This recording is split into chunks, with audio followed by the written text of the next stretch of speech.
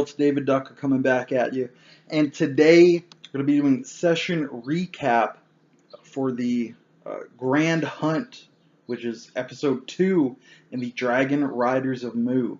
I don't usually do session recap videos because nobody watches them. I did 25 of them for our Game of Thrones campaign, and the total views was very close to 25 for the whole series. So I've pretty much abandoned those. But this was a good session. I think there's some things you could take out of it. I finally got to use my tarrasques from Monster Ecology Tarrasques. And this also comes back to my video on giant monster battles, boss fights. So that's essentially what this was, is we had our noble house of dragon riders. Our dragons are only dog size. Our character's 14 years old. We're moving out through the woods. We have the Baron, our father figure, with us, Baron Woldemar. And we have some of the children of the other noble houses, all in that 12 to 19-year-old age range, coming into their own, being taught here by the Baron, Big Daddy Woldemar, how to hunt the tarrasque. So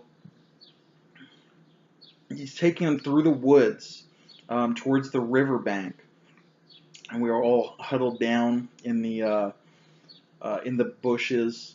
We've all had a chance to describe our characters. Very good job from our players. And the Baron is pointing out, you see those mounds out there covered in mud. Those are no mere earthen mounds, for those are resting tarrasques. And what we must do, children, is move out to tease them onto the shore, using our long spears, our boar spears. And we must attack them. We must stab them in their faces where they are vulnerable, for their shells are invulnerable. And once we begin the assault, they will pull back into their shells, and we must carefully tease them forth once again. And this is why the tarrasque is such dangerous prey, because your dragons will be of little help, for their shells cannot be penetrated. So he's explaining to them what they're going to do. So they've already got exposition on these creatures. They don't need to use trial and error. Not that trial and error isn't fun, but this was the format that we had set up. So as he's talking, Thoril, his bastard half-elven son, trying to win his attention, his approval, this angsty 14-year-old, decides, he can do this. He's going to lead the charge, and he just breaks. He just books it out of the bushes and heading out, and he starts, he gets his dragon, which is only dog size but can still fly. He can't ride it, but it can fly. He's got his dragon flying around, spraying acid all over them, for it is, of course, a great green drake, or a lesser green drake, as it is right now. So he pisses off the tarrasque. So the shell is now exposed, the acid burns the mud away, and you can see it start to swim into shore. So as it comes up on shore, the bear paws coming up out of the shell, and then the head of a lion roaring, biting at him, and he's coming in trying to stab it.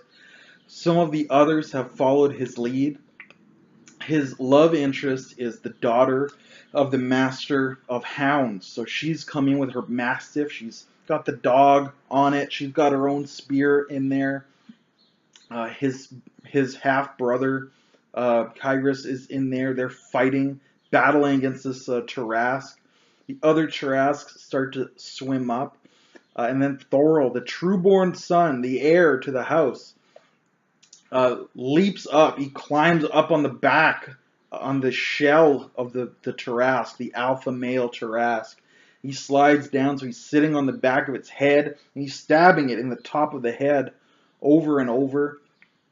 And it managed to just catch his leg, pull him off of its head, throw him up into its jaws, and it's gnawing upon him. The children of House Coulson are to rush forward to his aid, and they take the bear paw to the face. One of them goes down in the first turn, the other in the second turn.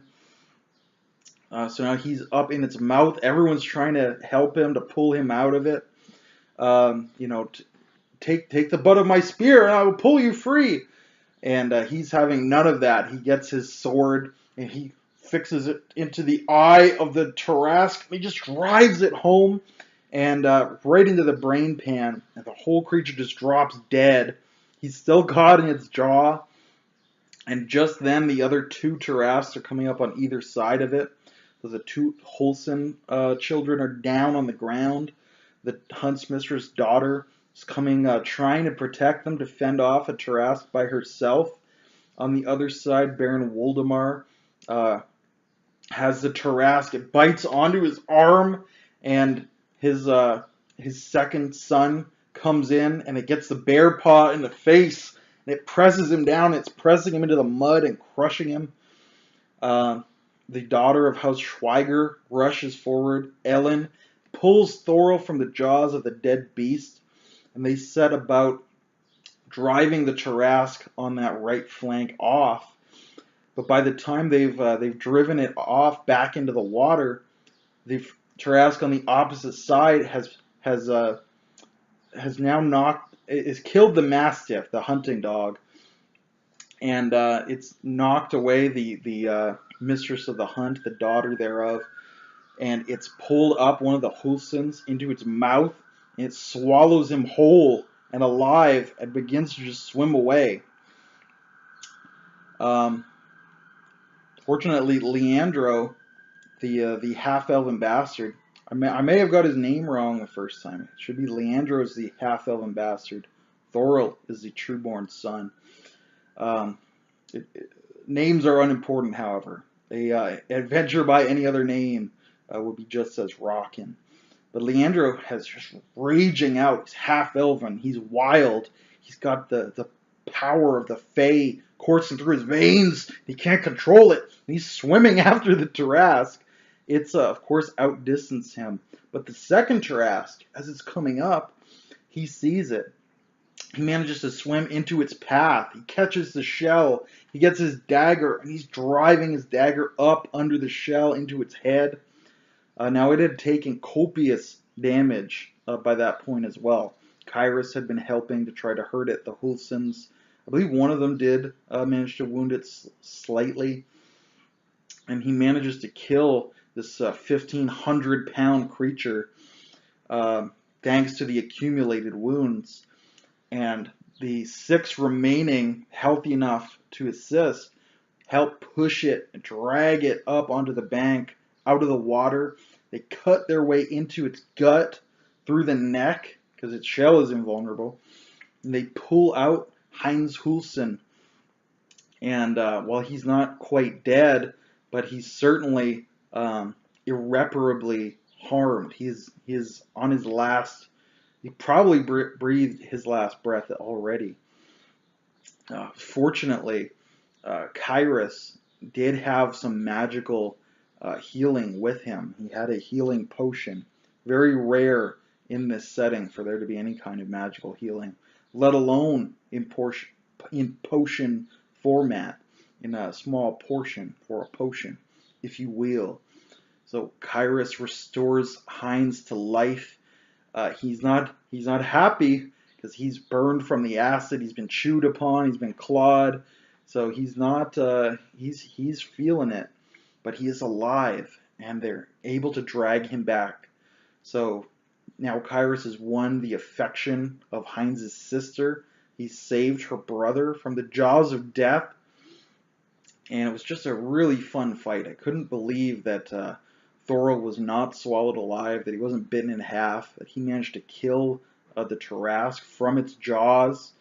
It was great when he jumped up on its back. We had the dragons flying around trying to help.